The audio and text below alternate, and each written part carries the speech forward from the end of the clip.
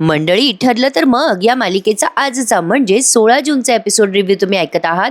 प्रेक्षकांनो, आजच्या मालिकेत एक ट्विस्ट आलाय बरं का समोर, आणि मस्त दाखवलंय त्यांनी आजचा एपिसोड. सायलीच्या मागे लागलेला माणूस महिपत शिखरेचा आहे बरं का प्रेक्षकांनो. त्यातही एक ट्विस्ट आहे. बघत राहा आजचा संपूर्ण एपिसोड रिव्ह्यू. ठरलं तर मग सुरुवातीला दाखवलंय त्यांनी, सायली एकदम जागी होते आणि यांना म्हणत असते, मीच खरी तन्वी आहे. रविराज तिला म्हणतात, सायली पुरे कर, आमच्या भावनांची खेळताना तुला काहीच कसं वाटत नाहीये.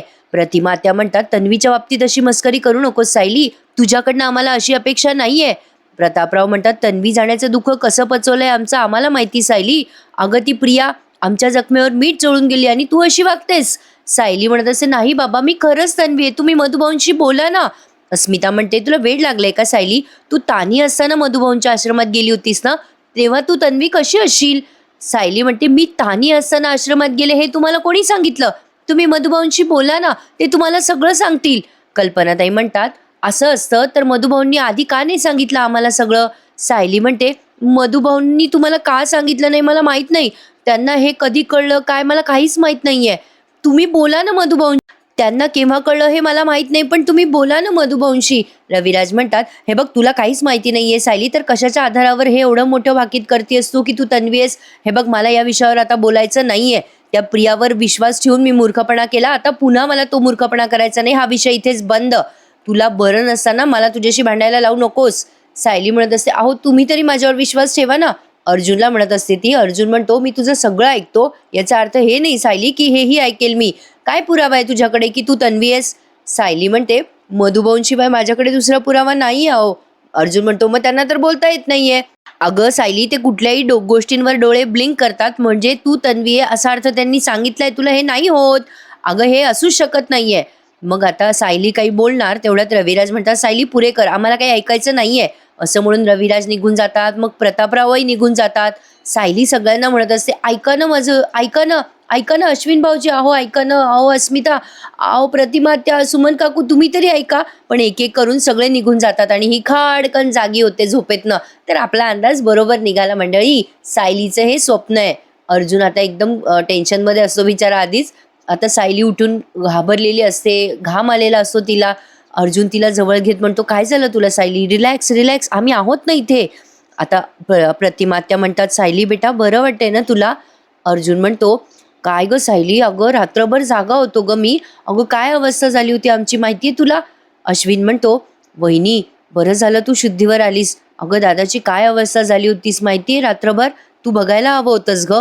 मग या कल्पनाताई म्हणतात, काय ग बाई सायली, अगं तू काहीच बोलत नाहीयेस, अगं तुला बरं वाटतंय ना बेटा? सुमन विचारते, अगं सायली, पण तू बेशुद्ध कशी काय पडली होतीस? काय झालं होतं? अगं तू काल आली आश्रमातून घरी आणि तुला अचानक चक्कर आली, काय झालं होतं सायली? पण आता सायली कोणाशी काही बोले ना बरं का, ती एकदम शांत बसून असते. मग अश्विनच म्हणतो, हे बघा, मला असं वाटतं की आपण आता सायली वहिनीशी काही नको बोलूयात, आपण नंतर बोलूयात तिच्याशी. मग प्रतिमा त्या म्हणतात, हो हो, तिला आराम करू द्या. मग अर्जुन म्हणतो, सायली तू न कर, थोड्या वेळ आराम कर. मग सायलीला अर्जुन पुन्हा झोप असं सांगतो आणि ती झोपते. मग प्रतिमा त्या म्हणतात, कल्पना चल बाई, आपण देव पाण्यातून काढूयात. आता कल्पना ते म्हणतात, हो हो चल. आणि प्रतिमा, आपण देवळात जाऊन अभिषेक पण करूयात. मग या दोघी पण निघून जातात. सुमन पण निघून जाते. अर्जुन सायलीला थोपटवत असतो झोप म्हणून. अश्विन, अर्जुन आणि चैतन्य तिघेच असतात तिथे. आता चैतन्य अर्जुनला आठवण करून देतो. तर तो म्हणतो, अरे बाबा अर्जुन, सायली वहिनी बरी आहे आता, पण तू बरा आहेस ना? मगाशी आम्हाला वाटलं होतं तुलाच काही होतं की काय. अर्जुन म्हणतो, नाही नाही, मी बरं आहे आता. आणि अश्विन, आपलं बाळ ठीक आहे ना रे? म्हणजे सायली आणि बाळ ठीक आहे ना रे? अश्विन म्हणतो, दादा सगळं काही ठीक आहे, तू एवढी काळजी करू नकोस, फक्त सायली वहिनीला आरामाची गरज आहे सध्या. आता चैतन्य म्हणतो, ए अर्जुन, अरे तू या गडबडीत विसरलायस बरं का, आपल्याला हिअरिंग आहे आणि आपल्याला जाणं महत्वाचं आहे. अर्जुन म्हणतो, अरे हो यार, मी विसरलोच होतो. अश्विन म्हणतो, तू जा दादा, मी आहे वहिनीजवळ, थांबतो मी. अर्जुन म्हणतो, नाही रे अश्विन, मी या अवस्थेत सोडून कसं जाऊ सायलीला? अश्विन म्हणतो, काय दादा तू तू विसरलास का मी डॉक्टर आहे? अरे नको काळजी करूस, मी आहे ना इथे, मी घेतो सायली वहिनीची काळजी. चैतन्य म्हणतो, अरे अर्जुन, आजचं हिअरिंग महत्वाचं नसतं ना तर मी तुला काही म्हटलो पण नसतो, पण जावं लागेल रे.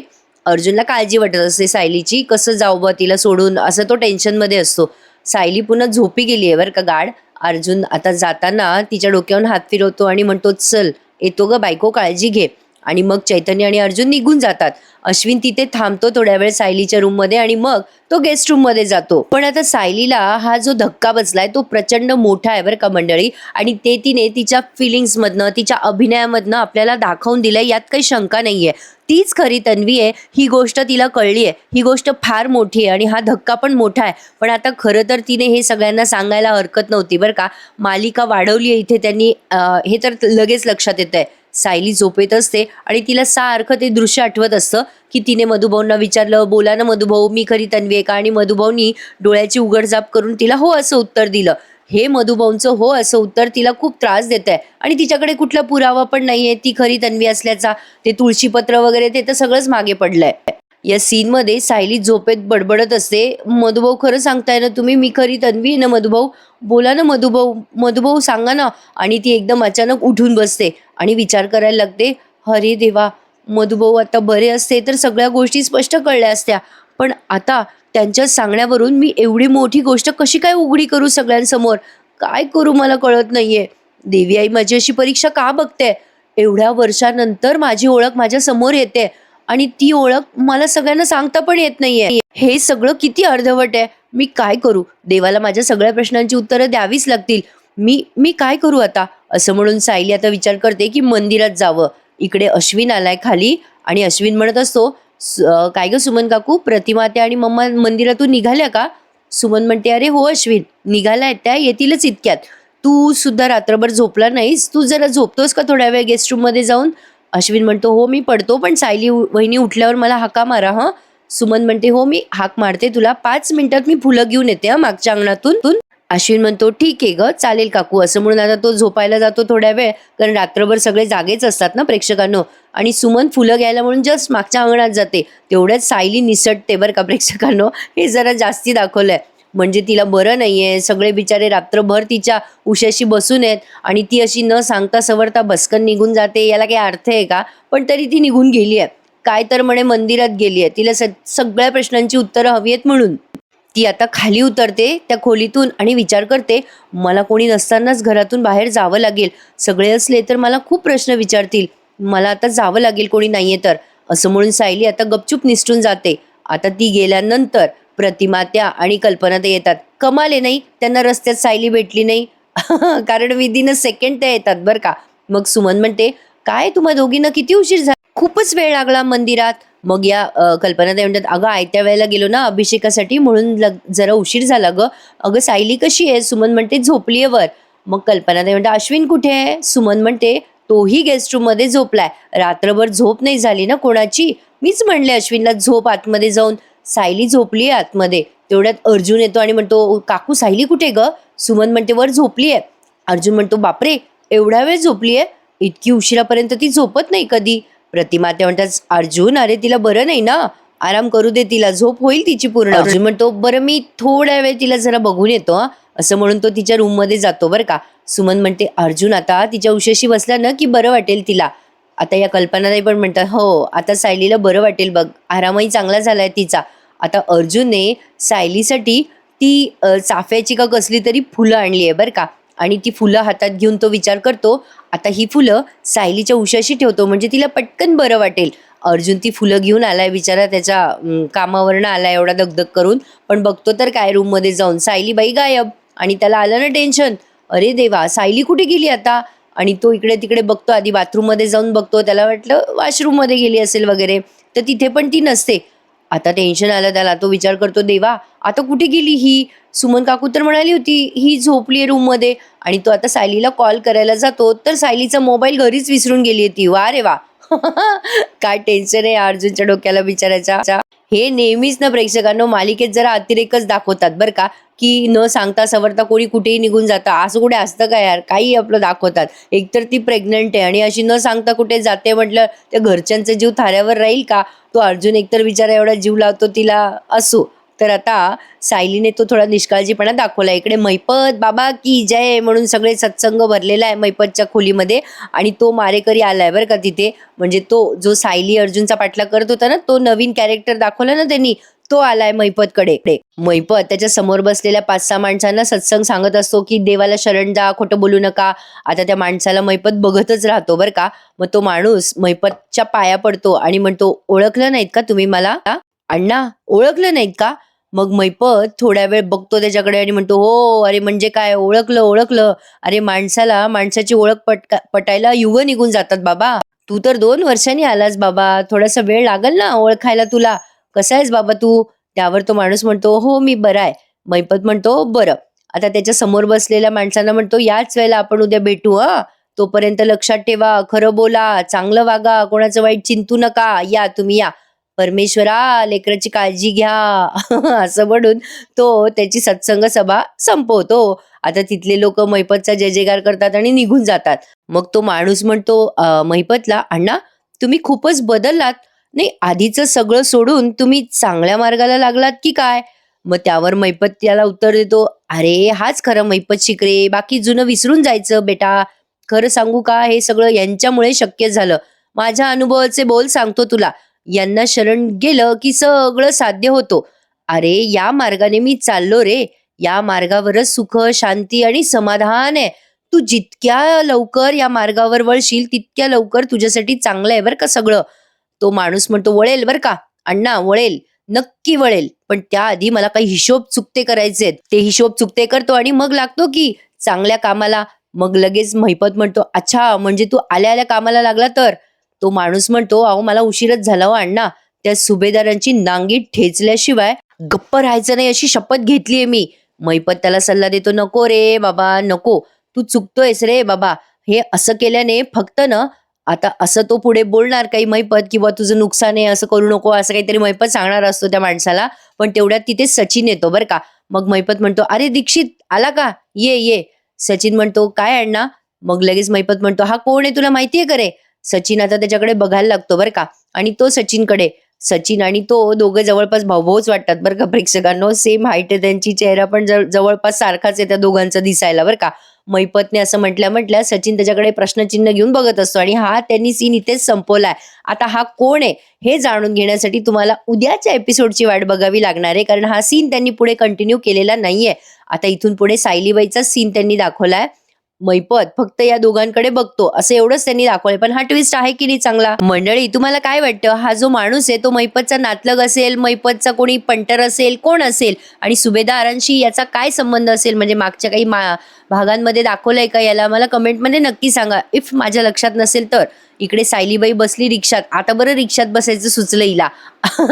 आणि आता त्या रिक्षात बसून ती आठवण काढतीये सगळं त्या भूतकाळाची आणि खूप टेन्शन आलंय तिला. आता काय करू मी, कसं करू, तिला काही उमजेना.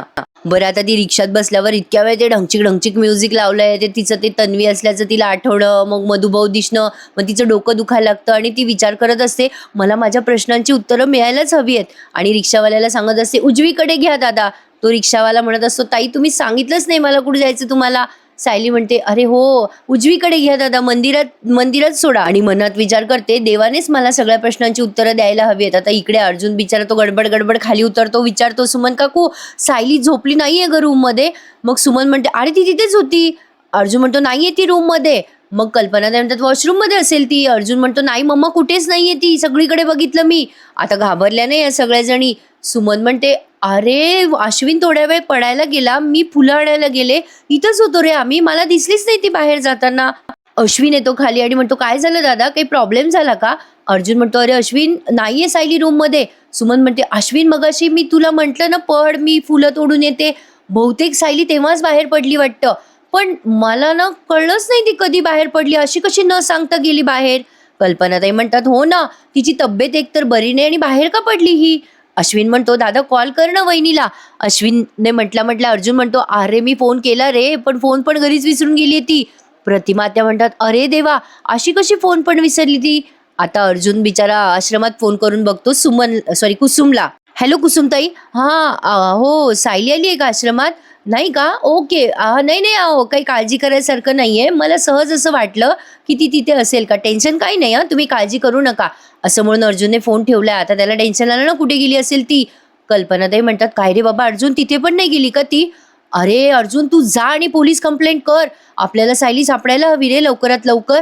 अश्विन म्हणतो, मम्मा अगं एखादा माणूस अर्धा पाऊण तास नाही सापडला तर अशी पोलीस कंप्लेंट नाही करता येत. प्रतिमा त्या म्हणतात, पण ही गेली कुठे सायली अशी अचानक निघून? आता अर्जुन काहीच बोलत नसतो. मग कल्पना म्हणतात, ए बाबा अर्जुन तू गप्प काय आहेस, बोल ना काहीतरी. मग अर्जुन म्हणतो, मम्मा थांब जरा, मला माहिती आहे ती कुठे गेली असेल. अश्विन म्हणतो, कुठे गेली? अर्जुन म्हणतो, ती डिस्टर्ब असली ना की ती 2च ठिकाणी जाते, एक तर आश्रमात नाहीतर मग दोन्ही घरं किंवा मंदिरात. मी एक काम करतो, मी ना मंदिरात जाऊन बघतो आणि तिथे जर ती नसली ना तर इन्स्पेक्टर सावंतांना फोन करतो. प्रतिमा त्या म्हणतात, अरे कुठल्या मंदिरात गेली आहे पण ती? अर्जुन म्हणतो, मला माहिती आहे ती कुठल्या मंदिरात जाते. अश्विन म्हणतो, दादा चल मी येतो तुझ्यासोबत. अर्जुन म्हणतो, नको नको तू इथेच थांब, तुला मी फोन करतो, ती सापडली तर आलोच मी. असं म्हणून अर्जुन आता पटकन निघून जातो सायलीला शोधायला. इकडे अस्मिता वाट बघत असते, सायली बरी आहे की नाही, काय प्रतिमात्याचा आणि कल्पनाताईचा तिला फोन आलेला नाहीये. अस्मिताचा छोटासा सीन दाखवलाय हा. अस्मिता विचार करते, मी सायलीला बरं आहे की नाही मम्माला फोन करू का, मम्माचा फोन अजून आलाच नाहीये. असं म्हणून ती आता तिचा फोन हातात घेणार, म्हणजे ती बाहेरच उभी आहे गार्डनमध्ये आणि तिचा फोन हातातच आहे. तिने फोन हातात घेतल्या घेतल्या सचिनचा कॉल येतोय तिला आणि या आधी पण सचिनचा कॉल तिला येऊन गेलाय पण तिने उचलला नव्हता. आता ती आणखीन चिडते अस्मिता आणि विचार करते, हा का मला पुन्हा पुन्हा कॉल करतोय, याला कळत नाही का मला याचा फोन उचलायचा नाही, म्हणजे मला त्याच्याशी बोलायचं नाही का, कळत नाही या सचिनला, जाऊ दे. असं म्हणून सचिनचा कॉल ती उचलतच नसते आणि सचिन सारखा सारखा तिला कॉल करतोय बरं का. सचिन आता विचार करतो, इकडे ही अस्मिता जरा जास्तीच करायला लागली आहे, तिला मेसेज करतोय की मला तुला महत्त्वाचं सांगायचं आहे, फोन करतोय पण ही माझे मेसेजला पण रिप्लाय देत नाही, माझे कॉल्स पण घेत नाहीये. नाही नाही नाही नाही, काही झालं तरी प्रियाची ही बातमी मला अस्मितापर्यंत पोहोचवावीच लागणार आहे, काय करू? आणि आता त्याने फोन घेतलाय हातात पुन्हा, तर आपल्याला असं वाटेल की त्याने अस्मिताला कॉल लावलाय, पण त्याने दुसऱ्याच कोणाला तरी कॉल लावलाय आणि इकडे अस्मिताला वेगळ्याच माणसाचा कॉल आलाय, पण अस्मिताला असं वाटतं की सचिनचाच कॉल आलाय. अस्मिता आता फोन हातात घेते आणि ओरडून म्हणते, तुला कळत नाही का, मी तुझे कॉल्स घेत नाही म्हणजे मला तुझ्याशी बोलायचं नाहीये. पण अस्मिताला त्या इंटरव्ह्यू घेणाऱ्याचा फोन आला. तिकडनं तो माणूस बोलतो, मॅडम मी पहिल्यांदाच कॉल केलाय तुम्हाला, मी SK इंडस्ट्रीजमधनं बोलतोय. मग अस्मिता म्हणते, सॉरी सॉरी सॉरी, मला वाटलं दुसऱ्याच कुठल्या माणसाचा कॉल आहे, सॉरी सर. मग तो माणूस म्हणतो, इट्स ओके, मी तुम्हाला हे सांगायला फोन केला होता की तुम्ही त्या पोस्टसाठी येऊ शकाल का? अस्मिता म्हणते, हो मी येऊ शकेल ना. तो माणूस म्हणतो, मी तुम्हाला मेल करतो हां मग सगळे डिटेल. अस्मिता म्हणते, हो ठीक आहे थँक्यू सर, पण सॉरी वन्स अगेन, हां आय एम व्हेरी सॉरी. तिकडनं तो माणूस म्हणतो, इट्स ओके. अस्मिता त्याला थँक्यू असं म्हणते. आता शेवटचा सीन तुम्ही बघत आहात मंडळी. सायलीबाई धापा टाकीत टाकीत पोहोचल्या मंदिरात. आता मला एक कळत नाहीये प्रेक्षकांनो, ठीक आहे देवाकडे गेलं तर खरंच बरं वाटतं, मन अस्वस्थ असेल तर यात शंका नाहीये, पण आता हिला देवी आई कोणत्या प्रश्नांची उत्तरं देणार होती बरं? असो. तर आता सायलीबाई पोहोचल्यात मंदिरात. ऊन खूप आहे, धापा टाकीत टाकीत ती पायऱ्या चढते, मागून बॅकग्राऊंड म्युझिक लावलंय त्यांनी, ते धूम तना ना ना तना ना ना ना असं काहीतरी चालू आहे मागून. आता ती आली बर का वर आणि देवी आईकडे खूप वेळ बघते, घंट्या वाजवायला लागते मंदिराच्या. हा सीन ना मंडळी जरा फिल्मीच वाटला बरं का मला.